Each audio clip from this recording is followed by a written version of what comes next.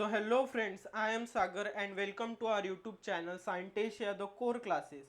Today we are going to start our first chapter from History and Political Science book from Maharashtra State Board. The very first chapter given is Historiography, the development in the West. What does historiography means? What does historiography means? मतलब historiography का क्या मतलब है? The study of writing of history end of return histories मतलब history right करने की study और जो डॉक्यूमेंटेड हिस्ट्री है उसके स्टडी मतलब होता है हिस्टोरियोग्राफी। और जैसे हमारे टॉपिक का नाम है historiography the development in the west, इसमें हम देखने वाले हैं वेस्ट में कौन से तरह के डेवलपमेंट आए इसके बारे में। Development in the west means a period before and particularly during World War II। World war two के समय और वर्ल्ड वॉर टू से पहले वेस्टर्न वर्ल्ड में किस तरह के चेंजेस आए उसके बारे में जो स्टडी करने वाले हैं वो हम अपने प्रीवियस जो फर्दर स्लाइड है उसमें देखेंगे। और एक चीज़ नोट करना चाहता हूँ मैं यहाँ पर कि वर्ल्ड वॉर टू के बाद बहुत सारे देशों को इंडिपेंडेंस मिली, उनके इम्पीरियलिस्टिक कंट्री से, और बहुत सारे न्यू कंट्रीज फॉर्म हुए। अगर हम न्यूली कुछ देखें तो सोवियत यूनियन के कोलैप्स के बाद 1990s में बहुत सारे कंट्रीज फॉर्म हुए। ये एक इमेज है वेस्टर्न वर्ल्ड की before world war two. Content of the lesson, जैसे कि आप सब देख सकते हैं ये सारे कंटेंट है जो इस लेसन में दिया हुआ है। Historical research, writing and studies are carried out with an objective of understanding the chronology of the past event and their interconnection. This is a continuous process। मतलब हिस्टोरिकल रिसर्च, हिस्टोरिकल स्टडी जब हम करते हैं उसका क्या purpose है, उसका क्या ऑब्जेक्टिव है और उसका क्या रीज़न है। उसका एक रीज़न है कि हम उसकी क्रोनोलॉजी, उसकी टाइमलाइन जो पास्ट इवेंट हो चुके हैं वो चीज़ें क्यों हुई, कब हुई और कैसे हुई और उनका अदर इवेंट्स के साथ क्या कनेक्शन है, इन सब की स्टडी हम हिस्टोरिकल रिसर्च में करते हैं। जैसे कि आप इस स्लाइड में देख सकते हैं, as you can see in this slide, historical research versus scientific research. Historical research में और साइंटिफिक रिसर्च में क्या डिफरेंसेस हैं? अगर देखा जाए तो बहुत सारे डिफरेंसेस हैं। जो मेन डिफरेंस है हिस्टोरिकल रिसर्च में और साइंटिफिक रिसर्च में जो दोनों चीज़ों को अलग बनाती है वो है study of nature. Scientific research में हम स्टडी ऑफ नेचर करते हैं और देखा जाए तो हिस्टोरिकल रिसर्च में हम नेचर की स्टडी नहीं करते, हम हिस्टोरिकल फैक्ट्स की स्टडी करते हैं। जो बेसिक डिफरेंस है जो दोनों को अलग बनाते हैं। जो पॉइंट्स हमें इस स्लाइड में दिखाए हुए हैं, जो बुक से लिए हुए हैं साइंटिफिक रिसर्च के लिए, वो हम एक बार रीड आउट करेंगे। In the physical and natural science the empirical method, that is laboratory method of experiment and observation is use to verify the available knowledge. मतलब साइंटिफिक रिसर्च में हम लेबोरेटरी में एक्सपेरिमेंटल मेथड यूज करते हैं किसी चीज़ को proof या discard करने के लिए, वेरीफाई या डिस्कार्ड करने के लिए वो ट्रू है या फॉल्स। और जो साइंटिफिक रिसर्च है उसमें हम बहुत सारे हाइपोथेसिस और लॉ यूज़ करते हैं किसी चीज़ को ट्रू बताने के लिए या फॉल्स बताने के लिए। अगर कोई लॉ वेरीफाई हो जाता है, अगर वो लॉ बराबर है साइंटिफिक रिसर्च के हिसाब से, तो वो टाइम और स्पेस के हिसाब से चेंज नहीं होता, वो जगह और समय के हिसाब से चेंज नहीं होगा। इसीलिए जब हम कोई साइंटिफिक लॉ पढ़ते हैं वो आज से 50 साल पहले और आज के 50 साल बाद सेम ही रहने वाला है। अगर आप देखें हिस्टोरिकल मेथड को या हिस्टोरिकल रिसर्च को, तो उसमें जो हम स्टडी करते हैं, उसमें जो हम चीज़ें पढ़ते हैं या सुनते हैं, वो किसी एक्सपेरिमेंट से आई हुई नहीं है, वो जो हिस्ट्री है, जो टाइमलाइन में हो चुकी चीज़ें हैं, उन्हीं चीज़ों को हम आज पढ़ते हैं या सुनते हैं। जो चीज़ पहले हो चुकी है हम उसे रिक्रिएट नहीं कर सकते या हम उसे रीएस्टैब्लिश करके नहीं दे सकते। इसीलिए जो इवेंट पास्ट में हो चुके हैं वो क्यों हुए और किस वजह से हुए, उन चीज़ के हम यहाँ पे चीज़ें पढ़ते हैं और देखते हैं, पर उन्हें रिकरेक्ट करना पॉसिबल नहीं है, या उन्हें आज हम ट्रू या फॉल्स बोल सकते हैं पर हम उसमें कुछ करेक्शन नहीं कर सकते या कुछ मॉडिफिकेशन नहीं हो सकती। वो समय या वक्त के हिसाब से ट्रू या फॉल्स नहीं होंगी। जो चीज़ हो चुकी है वो करेक्ट नहीं हो सकती। अगर वो गलत हुई है हिस्ट्री में तो वो करेक्ट नहीं होने वाली। जैसे जलियांवाला बाग मैसेकर, वो हिस्ट्री का एक डार्क ट्रूथ है जो हो चुका है इंडियन इंडिपेंडेंस के समय के वक्त, पर आज वो हम सबको मालूम है गलत है, पर वो एट दैट टाइम हो चुका है और आज के समय हम उसे करेक्ट नहीं कर सकते।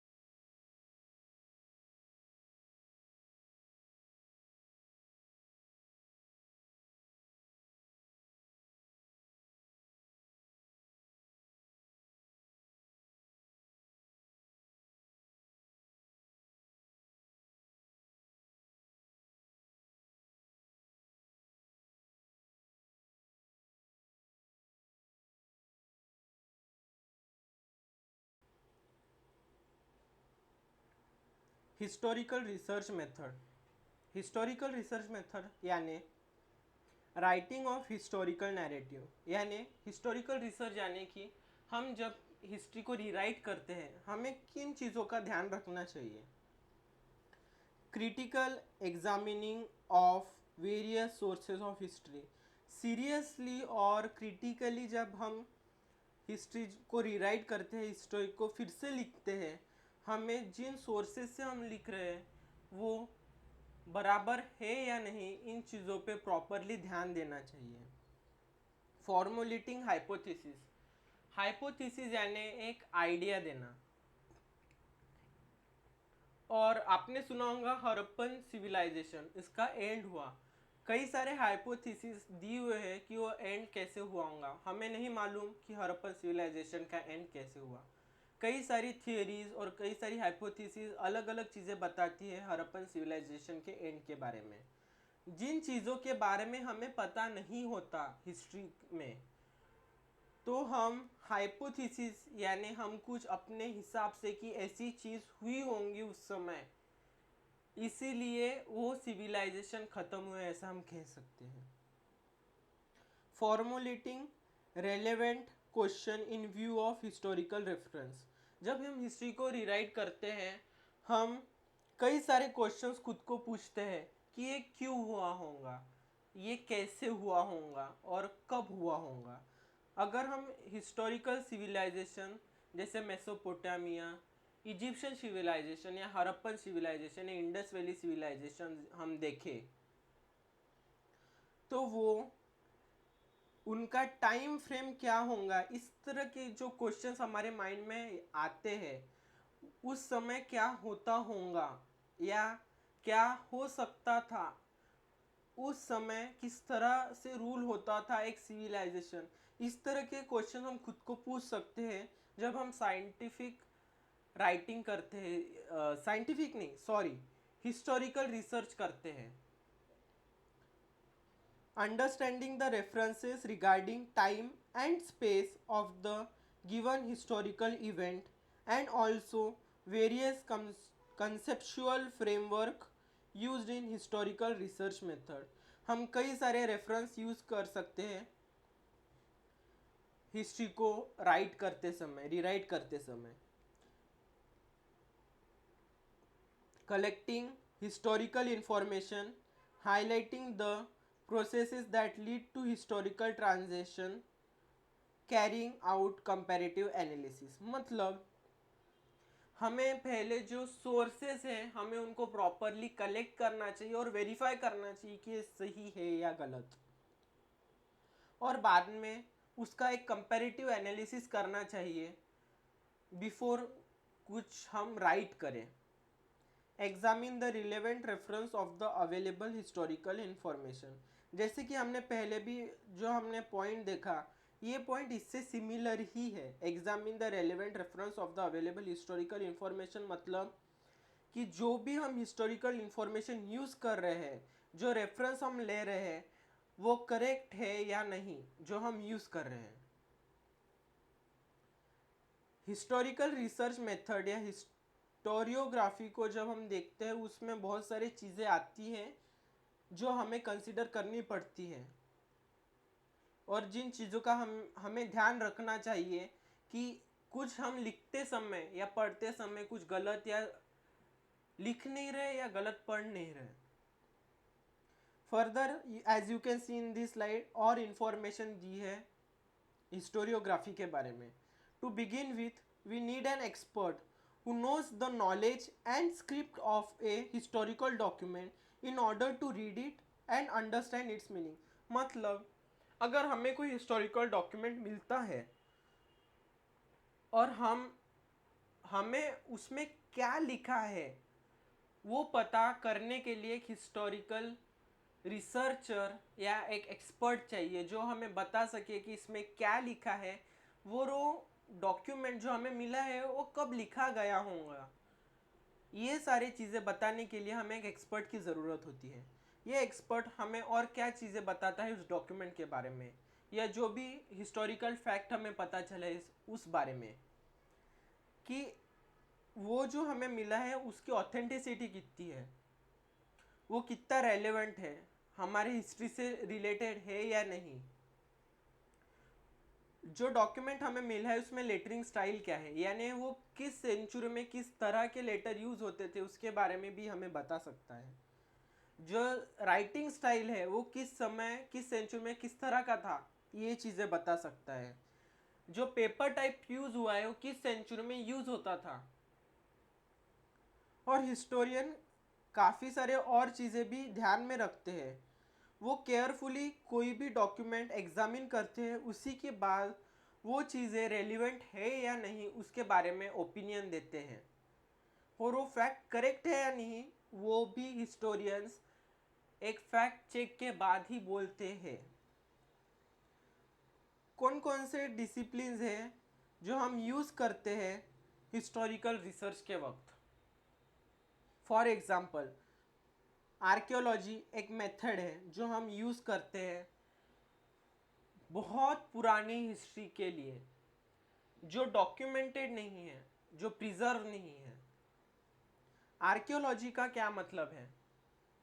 आर्कियोलॉजी का मतलब है हम एक्सकेवेशन साइट यानी सॉइल से ऐसी चीज़ें जो हमें मिलती है जो बहुत पुरानी है, पुरानी इन द सेंस यानी कोई टॉय का पीस मिल गया, कोई अर्दन पॉट मिल गया, या कोई स्वॉर्ड, या कोई बिल्डिंग के रिमेन्स मिल गए, या कोई फूड के रिमेन जो हमें एक्सकेवेशन साइट से मिलते हैं, उनकी जब हम स्टडी करते हैं उसको कहते हैं आर्कियोलॉजी। और आर्कियोलॉजी हमें हेल्प करती है एक पास हिस्ट्री जो किसी को मालूम नहीं थी उसके बारे में बताने में। जैसे हड़प्पन सिविलाइजेशन, जैसे इजिप्शियन सिविलाइजेशन, इनके बारे में हम आर्कियोलॉजिकल स्टडीज़ के हिसाब से ही चीज़ें बोल सकते हैं। आर्काइवल साइंस, आर्काइवल साइंस एक ऐसी ब्रांच है जिससे हम हिस्ट्री को डॉक्यूमेंटेड फॉर्म में पढ़ते हैं। जो डॉक्यूमेंटेड हिस्ट्री है उसकी स्टडी करते हैं तो उसको कहते हैं आर्काइवल साइंस। उसके बाद है मैन्यूस्क्रिप्टोलॉजी। मैन्यूस्क्रिप्ट, आपने ये वर्ड बहुत बार सुना होगा। ये जो मैन्यूस्क्रिप्ट वर्ड है वो प्रीडोमिनेंटली साउथ एशिया में यानी इंडिया और उसकी नेबरिंग कंट्रीज में ही यूज़ होता है मैन्यूस्क्रिप्ट वर्ड। और जो मैन्यूस्क्रिप्ट की स्टडी है उसे हम कहते हैं मैन्यूस्क्रिप्टोलॉजी। जो एंशंट इंडिया में जो डॉक्यूमेंट्स लिखे जाते थे वो जनरली जिन तरह के पेपर्स पे जो प्लांट से बनाए जाते थे या जिन प्लांट्स के लीव्स पर लिखे जाते थे उन पे चीज़ों को कहते हैं हम मैन्यूस्क्रिप्ट्स। अगर आप उसके कॉन्टेक्स्ट में देखेंगे, उसके कंपैरिजन में देखेंगे यूरोपियन या वेस्टर्न वर्ल्ड में, तो मैन्यूस्क्रिप्ट ये वर्ड नहीं यूज होता, वहां पर अलग वर्ड यूज होते हैं, कोडिकोलॉजी ये वर्ड यूज होता है। क्यों कि इंडिया में रिलीजियस बिलीफ की इस वजह से एनिमल स्किन डॉक्यूमेंट लिखने के लिए यूज नहीं होती थी, पर यूरोप साइड में या वेस्टर्न वर्ल्ड में जो एशियन हिस्ट्री थी वो एनिमल के स्किन पर भी लिखी जाती थी जिसको वो लोग प्रिजर्व करके रखते थे सेंचुरीज तक। एपिग्राफी का क्या मतलब है? एपिग्राफी का मतलब है स्टडी ऑफ इंस्क्रिप्शंस। इंस्क्रिप्शंस का क्या मतलब है? जैसे कि आप इस इमेज में देख सकते हैं, एक स्टोन पे एनक्रेविंग की है। एनग्रेविंग का मतलब है कि कुछ चीज़ हम डिज़ाइन करते हैं स्टोन पे, रॉक पे या ब्रिक पे। इंस्क्रिप्शन का मतलब है एनग्रेविंग। एनग्रेविंग किसी भी चीज़ की हो सकती है, हिस्टोरिकल फिगर्स की हो सकती है, उस टाइम के किसी इवेंट के बारे में हो सकती है, या किसी रिलीजियस सिंबल के हो सकती है, जो एक स्टोन पे या ब्रिक पे एनग्रेव करते हैं। जब हम इन चीज़ों की स्टडी करते हैं उसको एपिग्राफी कहते हैं। जब हम इंस्क्रिप्शन की स्टडी करते हैं हम उसे एपिग्राफी कहते हैं। हमें इससे क्या पता चलता है कि वो जो स्टोन पे जिस पे एनग्रेविंग है हम उस स्टोन की अगर कार्बन डेटिंग करें तो कितना पुराना है हमें ये पता चल सकता है। इसका मतलब जिस जो एनग्रेविंग उस पर थी, हम उसके हिसाब से वो किस तरह और कितना पुराना सिविलाइजेशन हो सकता है वो बता सकते हैं। जैसे कि आप इस चीज़ को देख सकते हैं, ये एक अर्लीस्ट इंस्क्रिप्शन है जो एक म्यूजियम में रखा है फ्रांस में। ये डू यू नो का सेक्शन है जो आपके हिस्ट्री और पॉलिटिकल साइंस के बुक में दिया है। जनरली हिस्ट्री में जो पेपर आता है उसमें डू यू नो के सेक्शन में से क्वेश्चन नहीं पूछा जाता। आप इसको अपने तरफ से खुद से पढ़ लीजिए, इसमें से वैसे क्वेश्चन नहीं आएगा, पर ये काफ़ी इंफॉर्मेटिव होता है, आपको फ्यूचर में लाइफ में इम्पोर्टेंट यूज़ हो सकता है इस इंफॉर्मेशन का। उसके बाद है एनालिसिस ऑफ लेटरिंग स्टाइल। मतलब अगर हम कोई डॉक्यूमेंट देख रहे हैं, एंशिएंट डॉक्यूमेंट है जिसके बारे में हमें नहीं पता, उसमें जो लिखा है वो जो लेटर्स उसमें यूज हुए हैं लिखने के लिए वो किस तरह के, कौन से सेंचुरी में यूज होते थे उस तरह के लेटर, या जो अगर हमें कोई नया डॉक्यूमेंट मिला है ये किस तरह की लेटर राइटिंग है, इन चीज़ों की एनालिसिस जब हम करते हैं उसको लेटरिंग स्टाइल कहते हैं। लिंग्विस्टिक, अगर आप सिंपली देखेंगे लिंग्विस्टिक का मतलब बहुत सिंपल है, स्टडी ऑफ लैंग्वेज, किसी लैंग्वेज की, डॉक्यूमेंट में लिखे हुए किसी लैंग्वेज की या किसी लैंग्वेज की स्टडी यानी लिंग्विस्टिक। ये हमें हेल्प करती है हिस्टोरिकल रिसर्च में, ये भी एक यूजफुल मेथड है। उसके बाद आप देख रहे होंगे इस स्लाइड में न्यूमेटिक्स दिया हुआ है। स्टडी ऑफ कॉइन, इसका मतलब कॉइन्स जनरली एंशंट सिविलाइजेशन से यूज होते आए हैं for trade purpose, for bargaining purpose, various चीज़ों के लिए कॉइन्स यूज होते थे। हम किसी कॉइन को देख के ये बता सकते हैं ये कॉइन किस एरा में यूज होता था और इसे किस किंग ने या क्वीन ने इसको एस्टेब्लिश किया था यूज के लिए उनके सोसाइटी में।